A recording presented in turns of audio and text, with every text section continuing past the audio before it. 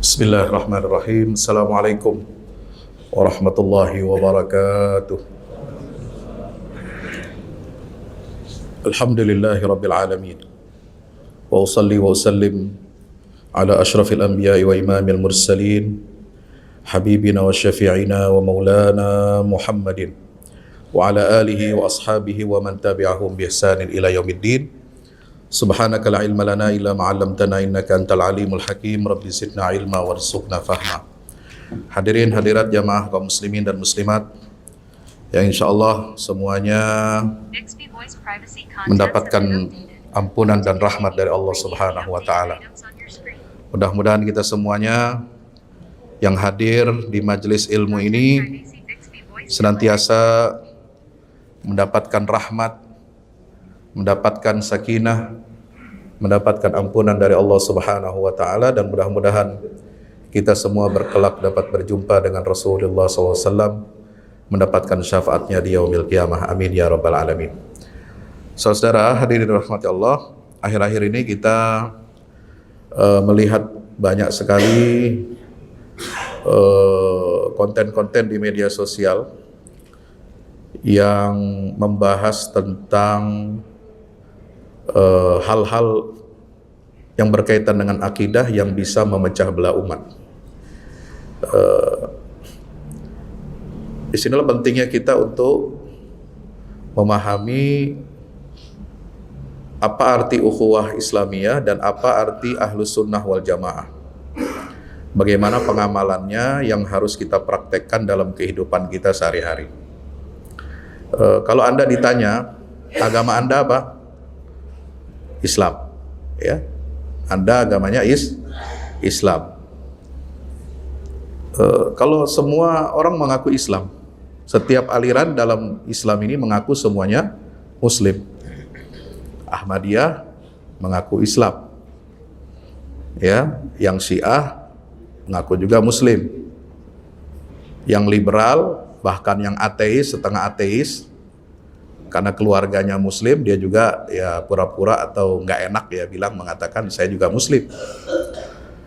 Maka mengatakan Muslim saja kadang nggak cukup. Lalu Anda akan ditanya akidahnya apa? Nah, disinilah masuk masalah. Sebenarnya tidak ada masalah kalau kita semua berpegang kepada apa yang di pedoman dari baginda Rasulullah SAW, karena yang dijamin oleh Allah di dalam Al-Quran yaitu orang-orang yang mengikuti para sahabat dan mengikuti tabi'in. Was-sabiqunal awwalun minal muhajirin wal ansar walladzina taba'uuhum bi ihsanin radhiyallahu anhum wa radu'an. Ya. Kemudian yang mengikuti Ahlus Sunnah wal Jamaah berdasarkan hadis dari Nabi SAW, alaikum bisunnati wa sunnatil khulafa'ir rasyidin al-mahdiyyin min ba'di. Lalu ketika ditanya, siapa golongan dari 73 itu yang selamat? Ya, karena Nabi mengatakan umat ini akan mengikuti agama terdahulu. Umat agama terdahulu itu akan terpecah menjadi 72 golongan. Dan terbukti, ya, faksi-faksinya, sekte-sektenya banyak sekali. Bahkan perbedaan mereka, Kristen dan Yahudi itu dalam agama masing-masing itu sektenya itu berbeda dalam akidah. Ya, sampai lebarannya aja beda. Ada yang 25 Desember, ya, 7 Januari, 19 Januari dan seterusnya. Ada 4 versi. Ya, tanggal Natal itu. Itu kan akidah itu. Ya, berkaitan dengan kelahiran Tuhan menurut mereka. Tanggalnya aja beda. Alhamdulillah kalau Islam nggak begitu, ya. Semua Muslim mengatakan ya hari raya kita Idul Fitri Idul Adha selesai. Hanya bagaimana menentukan Idul Fitri Idul Adha itu berbeda ijtihad, berbeda metode. Ada hisab, ada ru'yatul hilal. Maka Nabi SAW mengatakan apa? Ma'alaihi ana wa ashabi. Satu yang selamat itu yang akan masuk surga adalah mereka yang mengikuti sunnahku dan mengikuti jalur tradisi yang diwariskan atau yang diriwayatkan melalui para sahabat-sahabatku. Nah, jadi inilah Ahlus Sunnah wal Jamaah. Nah, ketika nanti akan ditanya Anda Ahlus Sunnah wal Jamaah yang mana? Nah, itu masuk lagi rincian nanti. Jadi memang mohon maaf ya, bukan berarti Islam ini bikin ribet, enggak. Sebenarnya Islam tuh enggak bikin ribet, manusianya aja yang bikin ribet. Ya, istilah-istilah itu ada. Kenapa harus ada istilah Ahlus Sunnah wal Jamaah? Karena banyak sekali penyimpangan-penyimpangan setelah Rasulullah wafat. Ada Khawarij, ada Syiah, ada yang mengkafirkan pelaku yang berbuat dosa besar. Ada yang Murji'ah, ada yang Mu'tazilah, banyak sekali. Maka itu harus ada yang membedakan, yang mengikuti garis yang asli sebagaimana yang dituntunkan oleh Allah dalam Al-Quran dan Sunnah Nabi kita Muhammad SAW. Itulah kelompok Ahlus Sunnah wal Jamaah. Nah, Ahlus Sunnah wal Jamaah ini, istilah ini, ya itu sudah ada sejak zaman sahabat. Bukan baru ada sejak zaman Imam Ahmad bin Hanbal atau bahkan Abul Hasan al-Asy'ari. Ya. Ketika Ibnu Abbas mengatakan dalam tafsirnya, yauma tabyaddu wujuhun wa taswaddu wujuh, diriwayatkan dalam riwayat Imam Al-Lalikai dalam Syarah I'tiqad Ahlus Sunnah wal Jamaah, bahwa wajah yang berseri-seri nanti ketika dibangkitkan Allah dalam hari kiamat, itu adalah wajah-wajahnya Ahlus Sunnah, pengikut sunnah wal jamaah, dan yang berpegang teguh kepada jamaah. Wa taswaddu wujuh, dan wajah yang menghitam, legam. Ya, nanti ada dari manusia ini yang bangkit dari alam kubur ketika hari kiamat, ya, yang kedua itu dibangkitkan dari kuburnya, itu wajahnya hitam. Siapa mereka? Abdullah bin Abbas mengatakan itu adalah ahlul bid'ah wad dhalalat. Mereka yang mengikuti hawa nafsu, mengikuti ajaran agama yang diada-adakan, yang tidak pernah diajarkan oleh Allah dan sunnah dan Nabi kita Muhammad SAW. Ya, maka lahirlah istilah Ahlus Sunnah wal Jamaah. Nah, problemnya sekarang Ahlus Sunnah wal Jamaah itu sejak dulu, ya, itu sudah dinyatakan oleh para ulama ada memiliki banyak metode. Ya, ada 3 mazhab utama di dalam Ahlus Sunnah wal Jamaah itu. Ya, yang pertama adalah Ahlus Salaf, Ahlul Hadis, atau kita kenal dengan Athariyah Salafiyah, ya, Imam Ahmad bin Hanbal itu imamnya, pemukanya, ya. Banyak lagi setelah itu imam-imam yang mengikuti garis beliau, Hanabilah, termasuk Ibnu Taimiyah yang kita terkenal sekali itu, Ibnu Qayyim al-Jauziyah, dan seterusnya. Lalu kemudian yang kedua ada Asy'ariyah Maturidiyah. Nah, ini yang imamnya itu adalah Abul Hasan Asy'ari dan Abu Mansur al-Maturidi. Nah, di dunia Islam persoalannya adalah ketika negara-negara Muslim warisan daripada kekhalifahan Turki Utsmani itu pada umumnya mayoritas mereka berpegang kepada akidah Asy'ariyah dan Maturidiyah. Ya, sejak dulu. Ya, bahkan di zaman Abbasiyah itu sudah atau Saljuk, ya, mulai menguat. Ya, mayoritas Muslim itu adalah Ahlus Sunnah wal Jamaah yang mengikuti mazhab Asy'ariyah Maturidiyah itu sejak daulah Saljuk. Ya, Mamalik, kemudian Ayyubiyah, lalu sampai Utsmaniyah. Ya, Saljuk itu kenapa? Karena di situ ada seorang perdana menteri namanya Nizamul Muluk, ya, negarawan besar era Sultan Alp Arslan.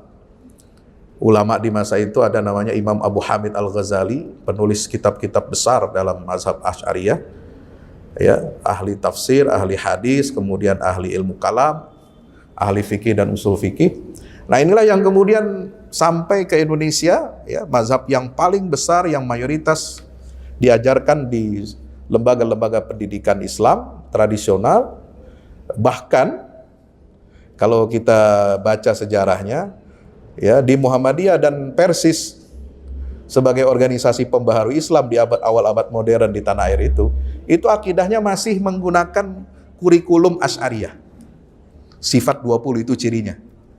Kalau ada istilah dengar sifat 20, Allah wujud, qidam, baqa, mukhalafatul hawadisi, qiyamuhu binafsi, dan seterusnya, itu sifat, itulah rumusan akidah rasional menurut mazhab Asy'ariyah. Nah, itu masih dipakai oleh Muhammadiyah di era-era awal, dan juga Persis tulisan Al-Hasan itu menulis kitab akidah berdasarkan sifat 20.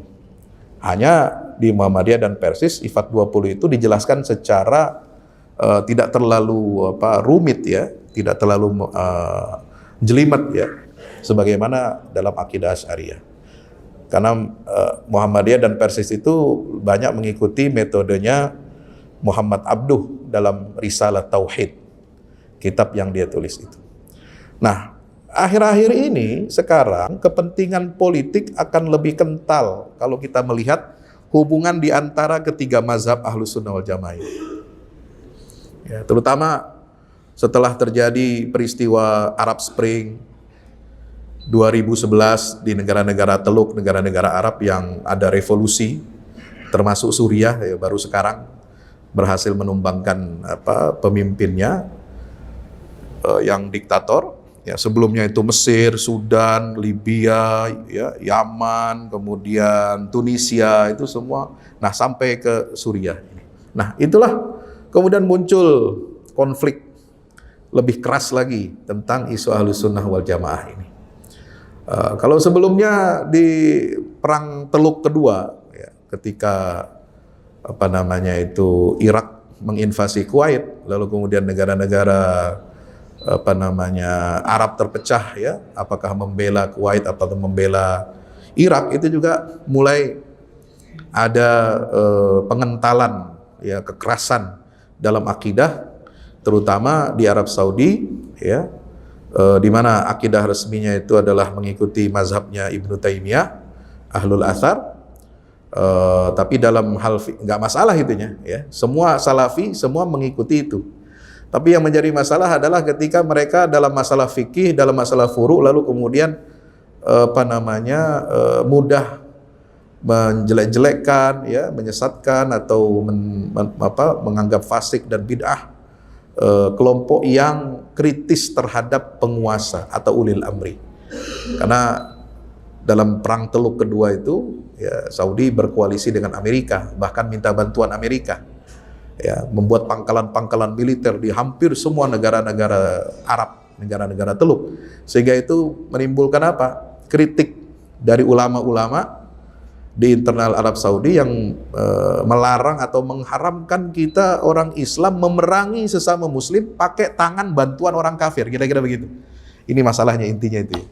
Maka lahirlah corak, kemudian ada kelompok Madakhilah, Rabi Madkhali dan seterusnya dan seterusnya. Saya tidak akan itu sejarah, ya, biarkan itu nanti akan menjadi catatan bagi para peneliti. Tapi yang penting bagi saya adalah bagaimana kita ingin mendamaikan, ya, supaya ini konflik ini tidak berkepanjangan, tidak terus-menerus, ya. Ya, silahkan Anda meyakini bahwa alirannya itulah Ahlus Sunnah wal Jamaah yang paling murni. Soalnya semua mengaku Ahlus Sunnah wal Jamaah, kan. Yang mana yang asli? Nah, itu agak susah kita menjawabnya. Ya, yang asli tentu saja mengikuti sunnah Nabi, ya, mengikuti Al-Quran, ya, mengikuti sunnah Rasul SAW, mengikuti ijma' para sahabat. Hanya nanti dalam rincian-rinciannya, dalam sebagian masalah akidah ketika memperlakukan atau menafsirkan ayat-ayat Al-Quran yang di situ mengandung makna arti tentang sifat Tuhan itu, ya, ada nuansa, ada corak menggunakan bahasa tubuh manusia atau makhluk. Nah, disinilah tiga mazhab akidah ini berbeda. Ya, misalnya ketika Al-Quran mengatakan yadullah, tangan Allah, wajhu rabbika, wajah Tuhan, ya, ada juga betis, ya, di dalam Al-Quran itu disebutkan betis Tuhan, ya, ada tangan kanan, ya. Dalam hadis Nabi SAW itu Hajar Aswad disebutnya sebagai yaminullah fil ard. Hajar Aswad itu tangan kanan Tuhan. Ya, apakah Tuhan Allah itu punya dua tangan seperti kita manusia, ada kanan dan kiri? Nah, ini kan secara rasional ini akan menimbulkan berbagai macam pemahaman. Nah, maka dua mazhab ini, Maturidiyah dan Asy'ariyah, ya, itu lebih cenderung untuk menerima takwil, ya, mengalihkan makna yang zahir. Nah, kenapa? Karena mereka terpengaruh oleh ilmu kalam. Ilmu kalam ini dari tradisi filsafat Yunani. Sementara ahlul hadis, Ahmad bin Hambal, itu yang menentang keras pemikiran Mu'tazilah, ya, itu menolak penggunaan ilmu kalam, menolak warisan filsafat Yunani untuk menelaah atau meneliti dan menilai teks-teks Al-Quran dan hadis. Maka cenderung literal. Tetapi ketika menyatakan mereka menetapkan ada sifat tangan, ada sifat wajah, ada sifat istiwa, Allah bersemayam atau bersinggasana, itu mereka menyatakan bila kaif. Tidak boleh kita membayangkan bagaimana Tuhan itu tangannya, nggak boleh. Bila takwil, ya tidak boleh ditakwil. Bila tamthil, bila tasbih, itu harus ditanzih. Nggak boleh ada penyerupaan kepada makhluk, nggak boleh ada kemiripan dengan makhluk, dan kita tidak boleh membayangkan bagaimananya. Pokoknya yang sudah disebutkan nasnya ada dalam Al-Quran, dan itu jumlahnya sangat sedikit. Ya kan, jumlah ayat-ayat ini kan cuma berapa ya kalau bahasa Betawinya berapa biji doang gitu ya. Tapi mungkin kurang etis kalau kita nyebutnya berapa biji. Ya berapa ayat aja lah, berapa kosakata, itu sangat sedikit sekali. Ya. Itu tapi menjadi permasalahan serius ketika dibahas masalah ini. Masing-masing kelompok menuduh kelompok lain itu sesat, menyimpang. Asy'ariyah, ya, pengikut Abul Hasan Asy'ari itu menilai mazhab atau cara metode akidah yang digunakan oleh ahlul hadis atau ahlul athar itu menyimpang. Kenapa? Karena itu ada kemungkinan dia terjatuh kepada kelompok tajsim, ya, menyerupakan Allah dengan makhluk, antropomorfisme. Ya, suka atau tidak suka, kalau kita menggunakan terjemahan harfiah, yadullah itu tangan Allah, maka kita akan membayangkan, ya walaupun kita sudah diwanti-wanti, ada rambunya, nggak boleh dipahami bagaimananya, nggak boleh dibayangkan, nggak boleh diserupakan dengan makhluk, laisa kamitslihi syai'un. Tapi kalau kita mendengar istilah, tetap kita menggunakan istilah tangan Tuhan, kan berarti kan ada terlintas bahwa Tuhan itu punya tangan seperti makhluk gitu. Nah itu yang tidak diinginkan oleh ulama yang ingin mentanzih Allah Subhanahu wa taala dari apa? Penyerupaan terhadap makhluk. Sebaliknya yang ahlul athar, kelompoknya pengikut Imam Ahmad bin Hambal, diteruskan oleh Ibnu Taimiyah rahimahullah, menganggap bahwa metode Asy'ariyah ini juga menyimpang, ahlul bid'ah. Kenapa? Karena dia menggunakan ilmu filsafat Yunani untuk menafsirkan teks ayat-ayat Al-Quran. Dan Nabi nggak pernah pakai ilmu tradisi filsafat Yunani itu. Sahabat tabi'in juga nggak pernah pakai filsafat Yunani dalam menelaah masalah ayat-ayat akidah. Maka disitulah letak bid'ahnya. Nah, tapi apakah bid'ah itu mengkafirkan? Enggak, bid'ah bukan berarti otomatis Anda kafir. Jadi dua kelompok ini hanya saling apa? Membid'ahkan. Yang satu mengatakan Anda harus hati-hati, kalau mengisbat begitu saja Anda bisa terjerumus kepada tasbih, dan ini terlarang. Ya, sementara yang satu lagi mengatakan, kamu Asy'ariyah, kamu kenapa pakai filsafat Yunani? Kita sudah pakai ada panduan dari Al-Quran, terima saja keterangan dari Al-Quran itu seperti itu, keterangan dari Nabi, pemahaman para sahabat juga tidak neko-neko, tidak pakai filsafat Yunani dan ilmu kalam yang spekulatif gitu. Jadi ini letak saling membid'ahkannya. Nah, sebenarnya kalau saya memahami itu tidak terlalu parah ya, tapi sekarang orang membawanya itu sudah nggak karu-karuan. Ya, jangankan awamnya, pengikutnya, ya, jamaahnya yang ikut Ustadz Kiai Anu, lalu yang berhadapan dengan pengikut Ustadz yang berafiliasi kepada Ibnu Taimiyah, ya ini bentuknya bukan lagi saling membid'ahkan seperti yang dulu. Ya, tetapi sekarang nampaknya sudah diwarnai oleh sentimen-sentimen golongan, fanatisme golongan, bahkan sudah pada tahap tidak mau lagi berbicara, berhubungan, dan menunjukkan persaudaraan kepada yang di luar kelompok dan golongannya. Nah ini yang agak berbahaya. Ya, nah, ini kita harus hati-hati. Ya, kita boleh berbeda pendapat, berbeda mazhab kok dalam akidah. Yang penting kan tauhidnya jelas, tauhidnya ada. Ya, tauhid itu nggak bisa diganggu gugat. Ya, rukun iman, rukun Islamnya sama nggak? Sama. Yang namanya Ahlussunnah wal Jamaah itu rukun iman, rukun Islamnya sama. Ya, sumber hukumnya sama. Dari Al-Quran, dari Sunnah Nabi SAW, ya, dari ijma' para sahabat, ya. Kemudian mengambil semangat tazkiyah, penyucian jiwa sebagaimana diajarkan oleh Allah dan Rasulullah sallallahu alaihi wasallam. Mengikuti jamaah kaum orang beriman. Nah, sebagaimana dalam surat An-Nisa 115, kita dilarang untuk mengikuti jalan selain jalannya orang-orang beriman. Inilah ijma'. Itu dalil ijma'. Maka itu kita harus memperhatikan apa? Rambu-rambu ukhuwah. Innamal mu'minuna ikhwah fa aslihu baina akhwaikum wattaqullah. Kembali lagi, ya, kalau kita menghadapi persoalan-persoalan seperti itu, ini kan sebenarnya persoalan elit, ya. Persoalan elitis. Persoalan elitis apa? Maksudnya ini kajian ilmiah. Ya, kalau Anda kajian-kajian umum, Anda nggak akan dapatkan masalah ini. Dan Anda juga nggak penting juga bagi orang Islam dimanapun, ya, dia nggak ngerti juga, dia mendalami masalah akidah, dia belajar akidahnya itu apakah akidah Asy'ari atau akidah Salafi. Ya, mungkin ketika jamaah yang nggak tahu apa-apa, awam, ya, dia latar belakangnya ilmunya itu adalah bukan ilmu-ilmu agama, ya dia terima aja dari dua pihak, dengerin Ustadz Salafi ngajarin akidah menurut kitabnya Ibnu Taimiyah, ngangguk-ngangguk. Ketika ada Ustadz dari kalangan tradisional yang menggunakan metode mazhab Asy'ari, ya juga ngangguk-ngangguk aja pakai sifat 20, nggak masalah sebenarnya. Ya. Persoalan bid'ah dan tidak bid'ah itu masalah kajian ilmiah, itu nggak bisa diselesaikan oleh perang di media sosial, saling menjelekkan, ya, saling menjatuhkan.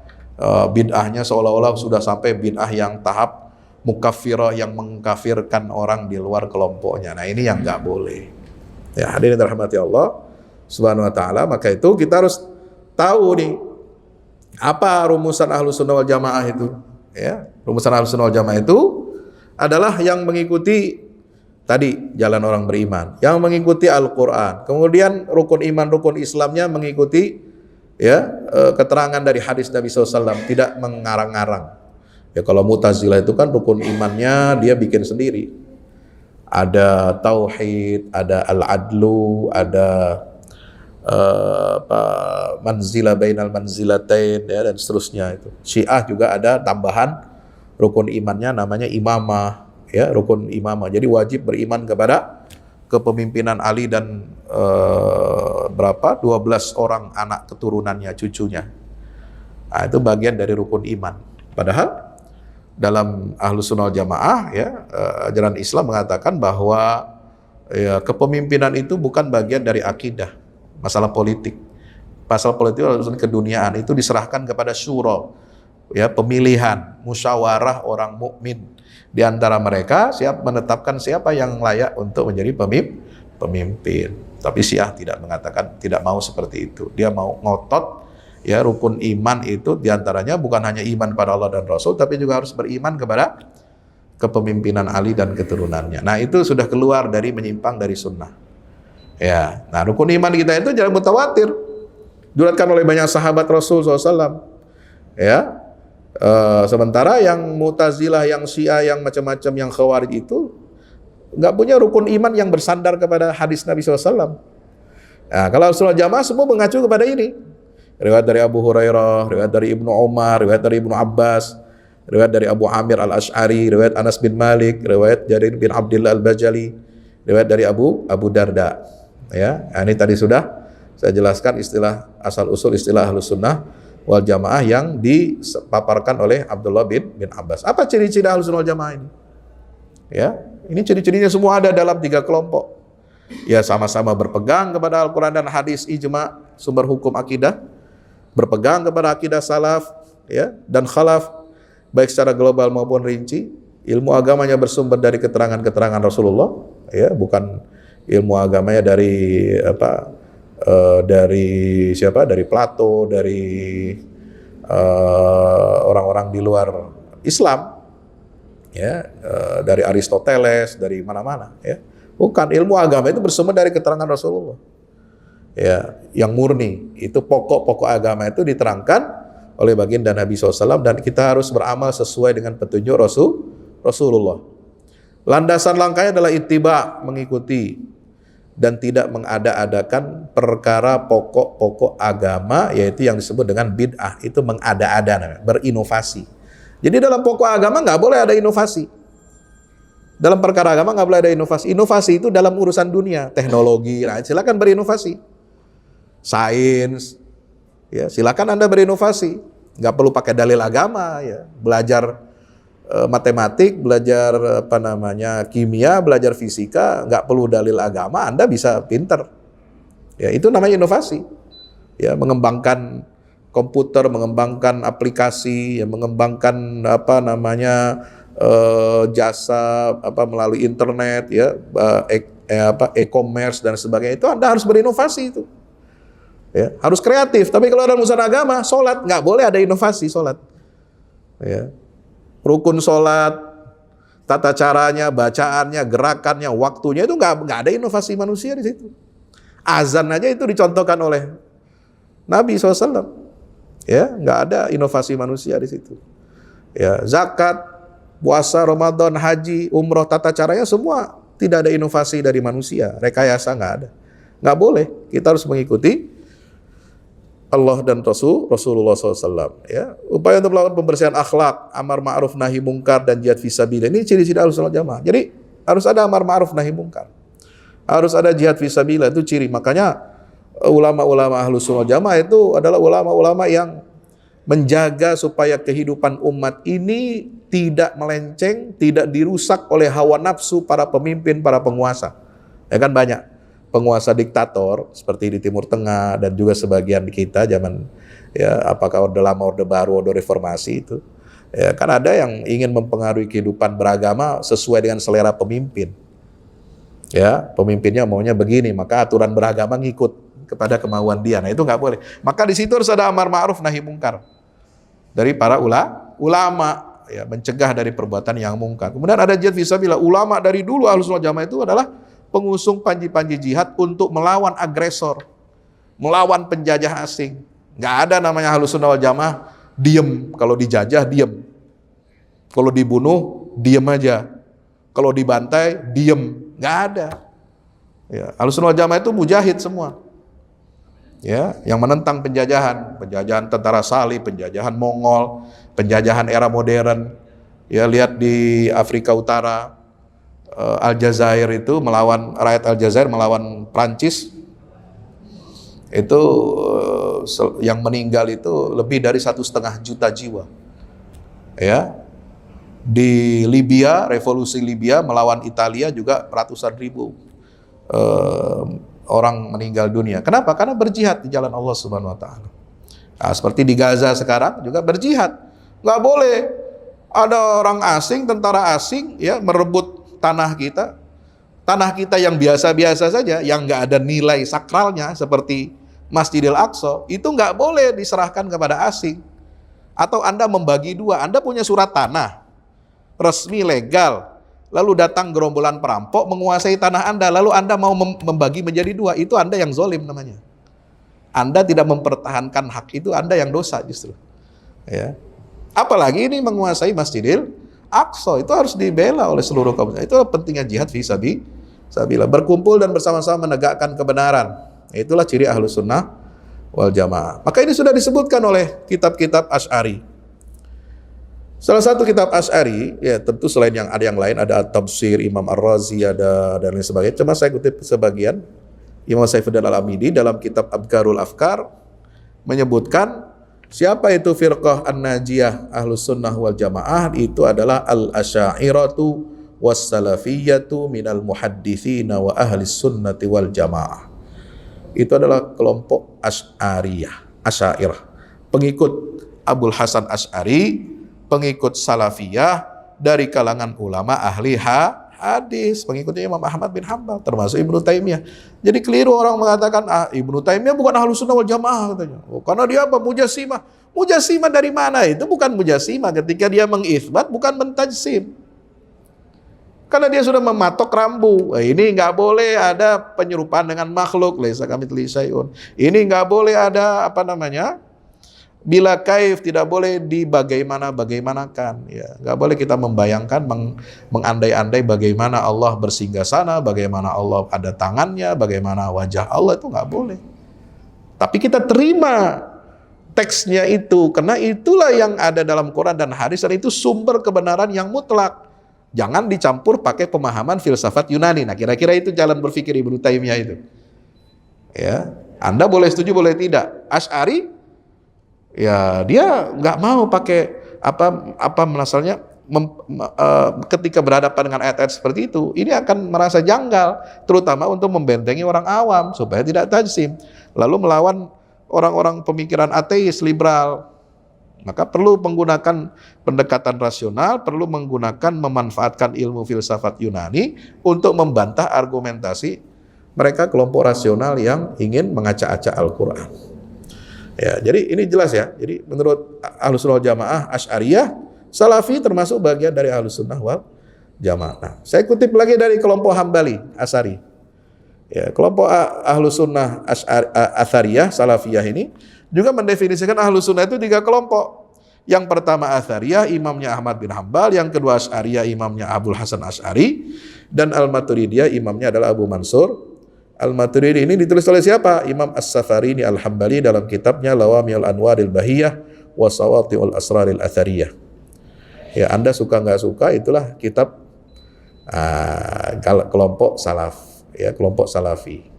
Nah, tapi yang masalahnya sekarang ini golongan-golongan yang sekarang ini ya muncullah sikap-sikap ekstrim, menafikan. Yang Asy'ari ada yang ekstrim menafikan Salafiyah, menafikan Ibnu Taimiyah bukan Ahlussunnah wal Jamaah. Nah, ini repot. Ya, yang Asy'ariyah, yang Salafi, pengikut Ibnu Taimiyah, ya, dan juga Imam Ahmad bin Hambal menafikan Asy'ariyah, dikatakan Asy'ariyah bukan Ahlussunnah wal Jamaah. Dia firqah sesat.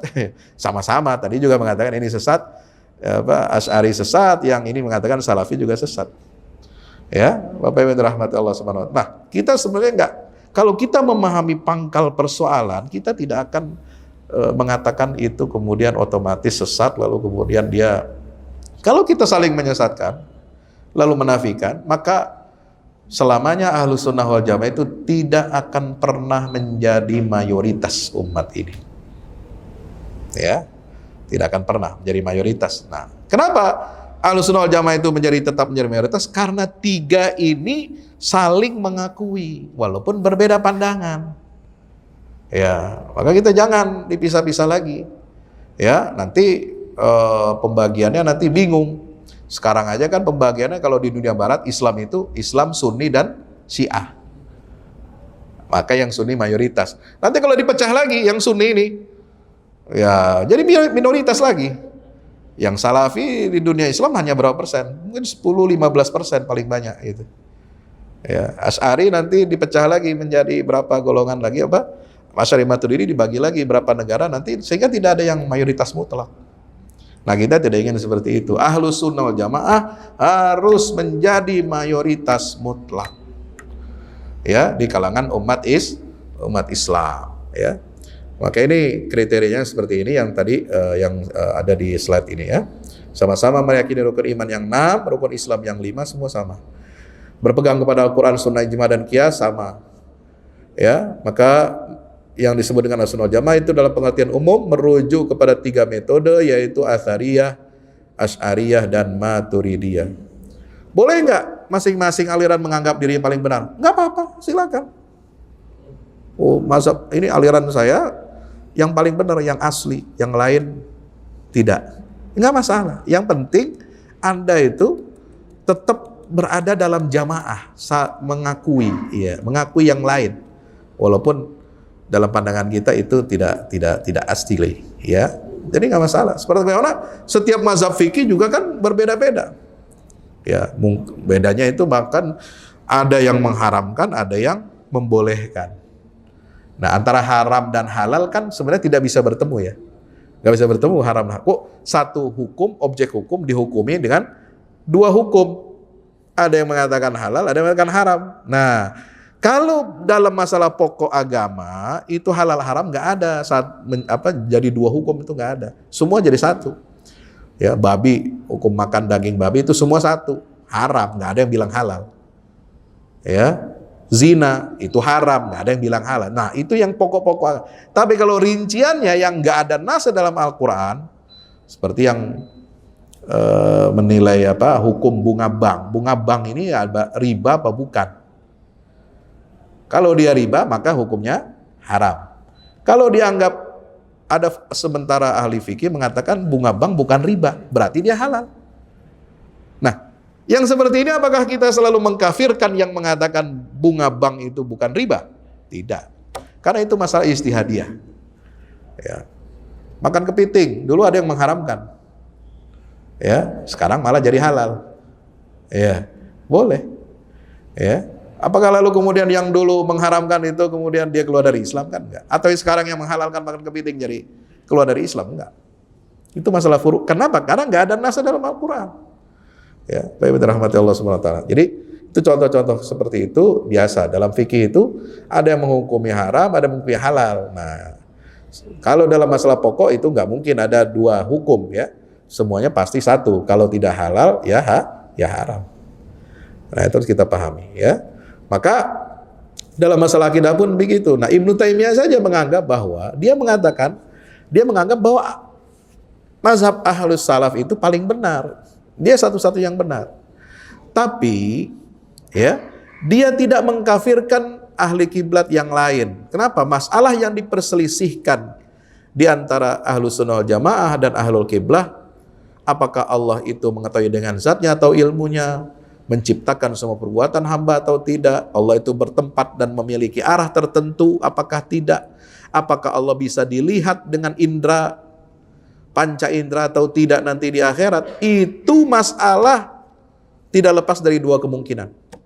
Yang satu, kebenaran agama bergantung kepada pengetahuan yang hak, atau tidak bergantung sama sekali. Nah, kata Ibnu Taimiyah, ternyata setelah ditelaah oleh Ibnu Taimiyah, kalau semua masalah rincian akidah itu ya, itu harus bergantung kepada pengetahuan yang hak, itu ternyata tidak benar. Kenapa? Kalau begitu, maka Rasulullah wajib menjelaskan kepada mereka dan membahas tata cara meyakini hal-hal itu. Jadi, tapi riwayat dari Nabi nggak ada menjelaskan, ya, memberikan kata putus. Allah itu nanti di hari kiamat bisa dilihat apa enggak? Ya kan? Kan ada ayatnya, tapi kan itu kan ayat kan mujmal. Ya, wujuhu yauma idzin nazirah ila rabbiha nadhirah. Kiamat. Nanti di hari kiamat itu wajah-wajah manusia itu akan memandang kepada Tuhannya, memandang wajah Allah, memandang hakikat Allah. Atau bagaimana? Apakah Allah bisa dilihat? Nah, itulah Mu'tazilah menolak. Nggak mungkin Tuhan itu bisa dilihat zatnya, ya, atau di akhirat, ya. Tapi Ahlus Sunnah Jamaah secara umum menerima, bisa melihat. Itu kan tafsiran. Apakah Nabi memberikan kata putus? Tidak. Nggak ada satupun riwayat yang mengatakan nanti semua umat Islam pasti melihat Tuhan. Ya, misalnya begitu, ya. Atau misalnya ilmu Allah itu tentang makhluk itu dengan zatnya atau ilmunya. Allah Maha mengetahui itu. Apakah Allah menciptakan semua perbuatan hamba atau tidak? Nabi tidak menjelaskan secara detail. Allah itu bertempat dan memiliki arah tertentu atau tidak? Nabi juga tidak bicara tentang masalah itu. Dan sahabat nggak meributkan, nggak mempermasalahkan, ya, tentang wajah, tangan dan lain sebagainya. Maka ketika Rasulullah tidak menuntun mereka dalam hal itu, bahkan tidak ada pembicaraan tentang masalah tersebut di zaman beliau, para sahabat dan tabi'in, maka kita menyadari bahwa kebenaran agama tidaklah bergantung kepada pokok masalah tersebut. Ya, makanya siapa yang keliru dalam memahami masalah yang diperselisihkan, itu tidak mencederai atau tidak keluar dari hakikat keislamannya, dan menuntut kita untuk tidak mengkafirkan ahlul kiblah. Nah ini, ya. Nah, sebab itu ini penting. Nah, banyak ulama yang ingin mengkompromikan, diantaranya Hasan al-Banna dalam Majmu'atul Rasail dalam kitab Aqidah. Ya, dia ingin mengkompromikan antara mazhab salaf dengan khalaf. Ya, termasuk juga Imam Asy-Syatibi. ya rahimahullah dalam kitab Al-I'tisam, perbedaan antara mazhab salaf dan khalaf itu adalah cara, hanya ada pada cara yang ditempuh dan tidak mengurangi niat suci mereka sama sekali. Itu perbedaan furu saja.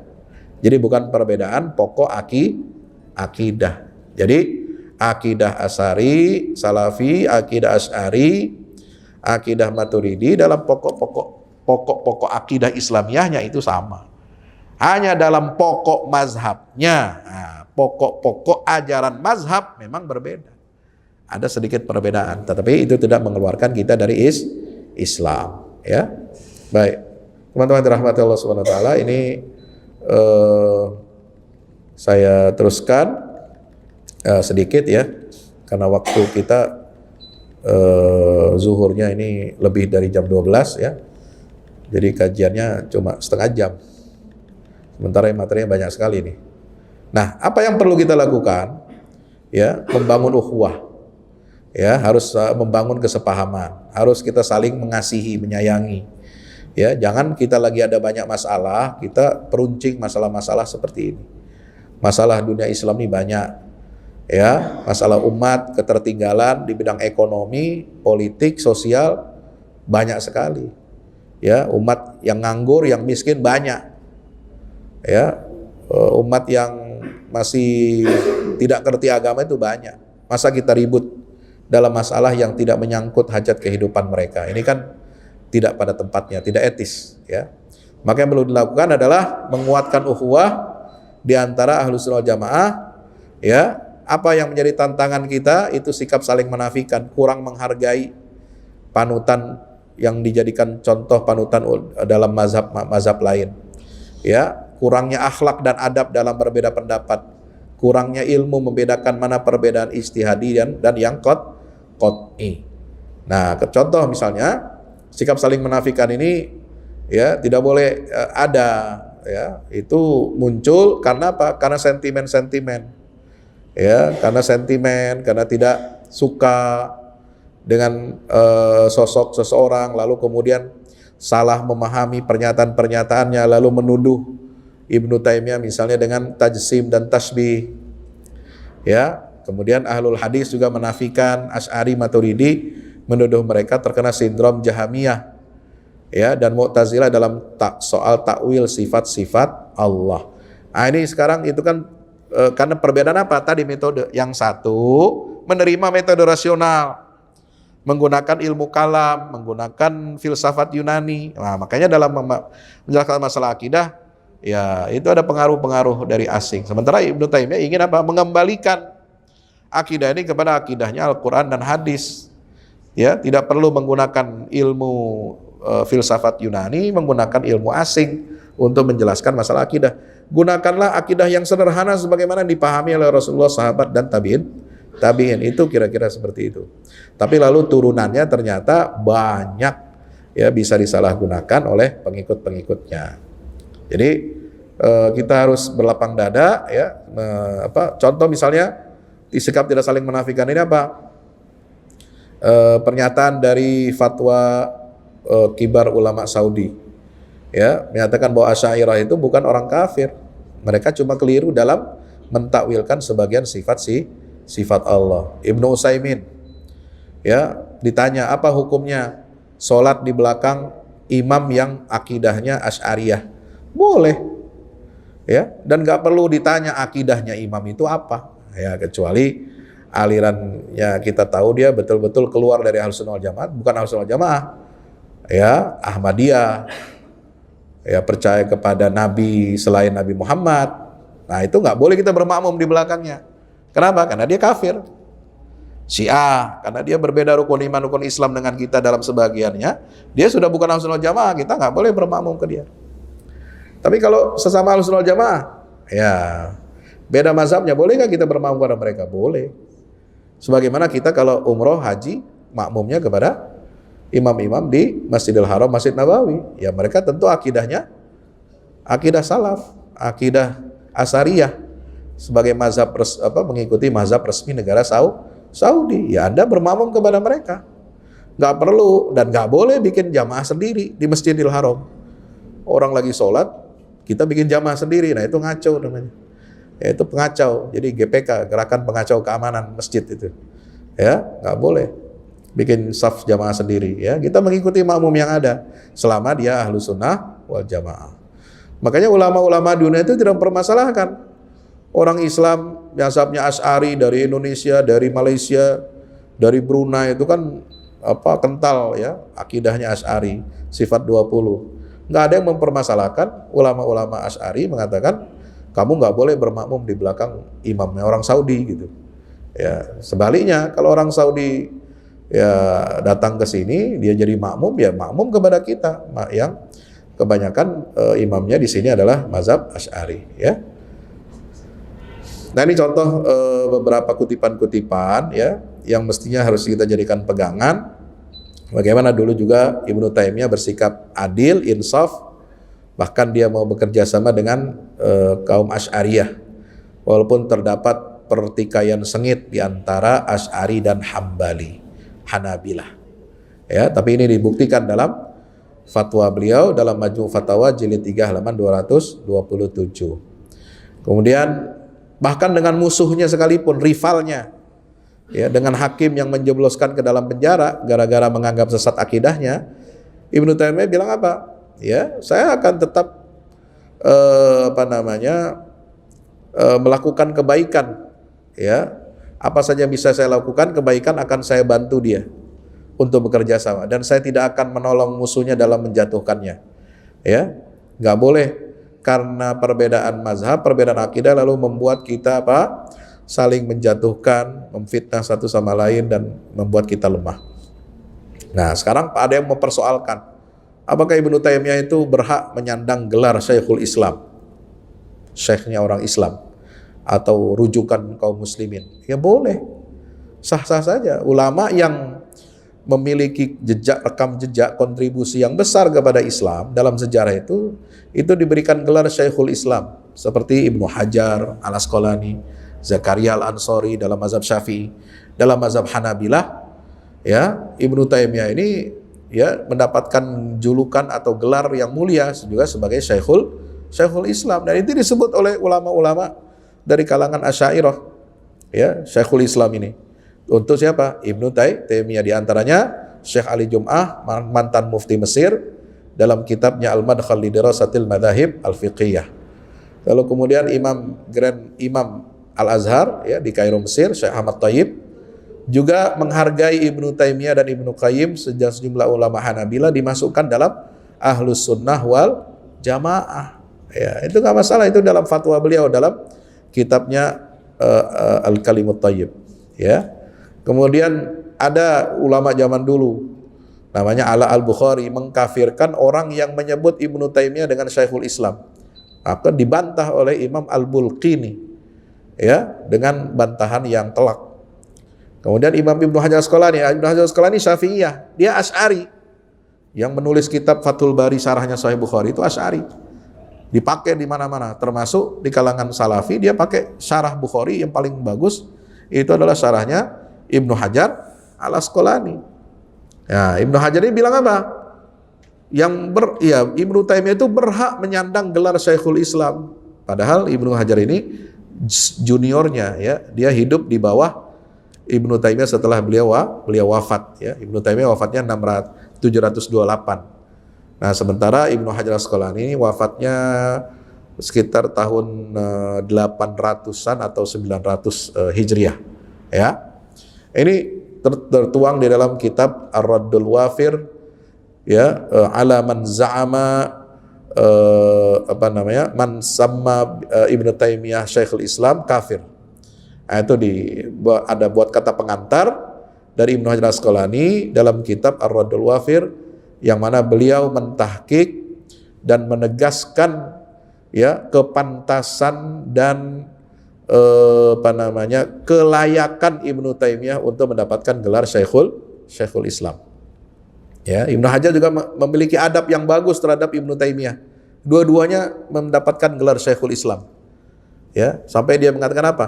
Kalau seandainya Ibnu Taimiyah itu tidak punya keutamaan manaqib kecuali hanya melahirkan seorang murid yang terkenal, alim, allamah, yaitu Imam Ibnul Qayyim Al-Jauziyah, maka dia sudah cukup untuk menunjukkan kebesaran dan keagungan posisi dan tempatnya di kalangan umat Islam. Itu orang Syafi'iyah tuh, yang beda mazhab dengan Hambali. Dia orang Asy'ari, beda mazhab dengan Salafi, tapi sangat menghargai dan mengapresiasi siapa? Ibnu Taimiyah, yang dijadikan panutan rujukan kaum Salafi.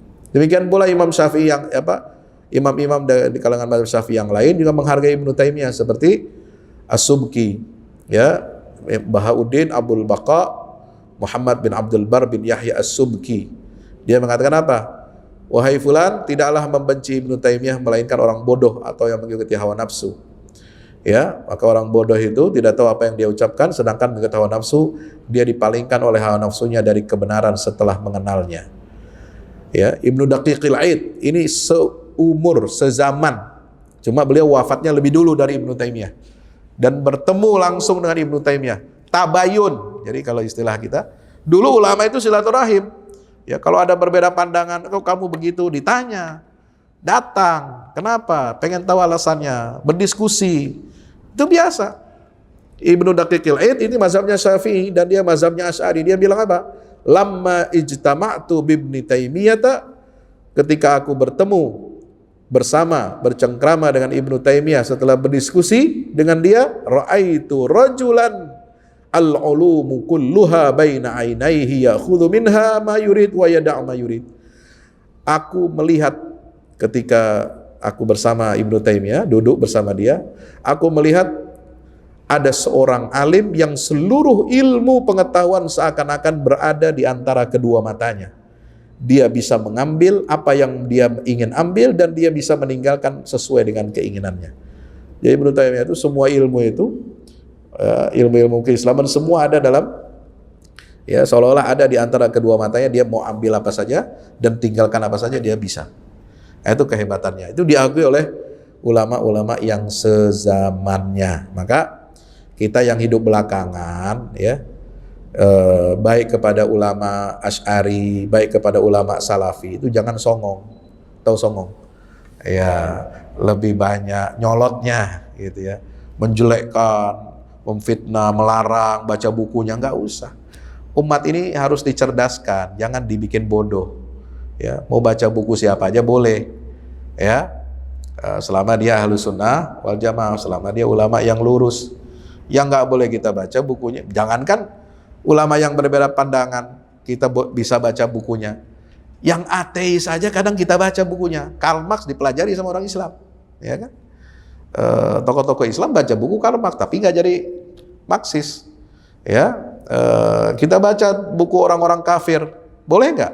Boleh, untuk ilmu pengetahuan. Bahkan kita kutip dia, kalau dia mendukung pandangan dia tentang agama, tentang kehidupan sosial, kita kutip tokoh-tokoh di luar Islam untuk mendukung akidah kita, pemahaman kita tentang Islam.